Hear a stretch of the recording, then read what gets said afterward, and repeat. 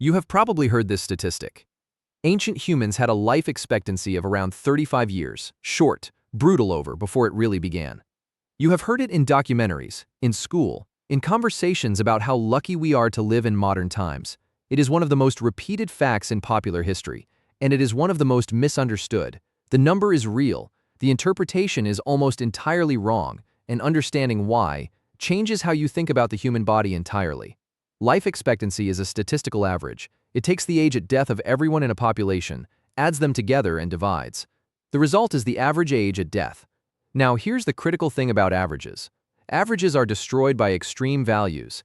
If 10 people live to 70 and 10 people die at birth, the average is 35. Not because everyone died at 35, but because half the group never reached adulthood. This is exactly what was happening in the ancient world. The 35-year average is not a description of how long adults lived. It is a description of how brutal child mortality was. In the ancient world, without vaccines, without antibiotics, without any modern medical intervention, child mortality was catastrophic. Some estimates suggest that 40 to 50% of all children died before reaching their 5th birthday. Think about what that means. Nearly half of every new generation, gone before they could contribute to the average lifespan of adults, infections that modern medicine handles in 3 days. Injuries that a modern emergency room would fix in an hour. Childbirth complications that cost both mother and child in a world without obstetric care. Every one of these deaths pulled the average life expectancy down, not because adults were dying young, but because children were dying before they even had a chance to age. Now here is what changes everything. When researchers calculate life expectancy at age 15, meaning the average remaining lifespan for someone who survived childhood, the numbers look completely different. Among ancient populations, a 15-year-old could expect to live to somewhere between 54 and 64 years old. Not 35, not a short, brutal life, a full adult lifespan. Some ancient populations show even higher numbers. The Hadza of Tanzania, one of the last living hunter-gatherer groups, show life expectancy at 45 of around 21 more years, meaning a 45-year-old Hadza person can expect to reach 66 on average, with significant numbers living well into their 70s. These are not outliers. This is the pattern across hunter-gatherer populations worldwide. The skeletal record tells the same story. Paleoanthropologists, scientists who study ancient human remains, can estimate age at death from bones. Tooth wear, bone density, joint surfaces, skull suture fusion. Each one tells a story about how old a person was when they died. And across ancient sites worldwide, the evidence consistently shows elderly individuals, skeletons showing the bone changes of genuine old age. Skeletons of individuals who were clearly in their 60s and 70s, in sites from Africa, from Europe, from Asia, from the Americas, the same pattern. Elderly people, people who lived long enough to become genuinely old. But here's where it gets truly interesting. Ancient elders were not aging the way modern people age. They were not dealing with the chronic diseases that define modern old age. No type 2 diabetes, no obesity-related cardiovascular disease, no chronic back pain from decades of sitting in chairs, no metabolic syndrome from processed food. The skeletal remains of ancient elderly individuals show something remarkable. Their bones were dense. Their joints showed wear, but functional wear. Their musculoskeletal structure showed the evidence of a lifetime of varied physical use. These were not frail elderly people. These were functional elderly people, still contributing, still capable, still essential. The ancient skeletal record is also remarkable for what it does not show. Certain diseases that kill the majority of modern humans are essentially absent.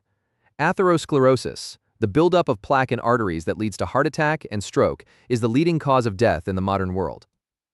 Evidence of it in ancient remains is remarkably rare. Not completely absent. Some ancient populations show signs, particularly those with high-fat diets, but at a fraction of the rate seen in modern populations. Type 2 diabetes, now affecting hundreds of millions globally, was essentially unknown.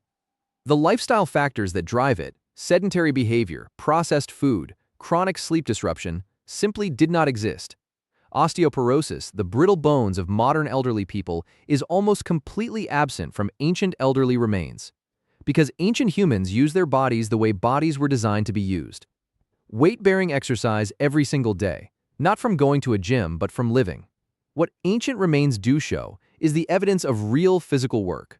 Joint wear from genuine use. Healed fractures from the accidents of an active life.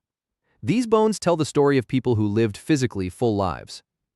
There is one more factor that kept ancient elders alive that almost nobody talks about: their role in the group. In modern society, Elderly people are often socially marginalized, removed from the workforce, separated from the young, set aside in ancient society. The elder was the most valuable person in the group. They were the library, the doctor, the judge, the keeper of every piece of knowledge the group had accumulated over decades. Every day an elder was alive, the group was safer, better fed, better navigated, better prepared for what was coming. And crucially, the group knew this. The elder was fed when food was scarce, protected when danger was near, cared for when illness struck. This social value, this being needed and protected, is itself a driver of longevity. Modern research confirms that social connection and sense of purpose are among the strongest predictors of long life. Ancient elders had both in full measure every day they were alive. There is a specific theory in evolutionary biology that addresses this directly. It is called the grandmother hypothesis. The idea is this: humans are unusual among primates in that females live long past their reproductive years. A chimp female dies shortly after she stops reproducing. A human grandmother lives for decades more. Why did evolution allow this? The grandmother hypothesis says because grandmothers directly increase the survival of their grandchildren.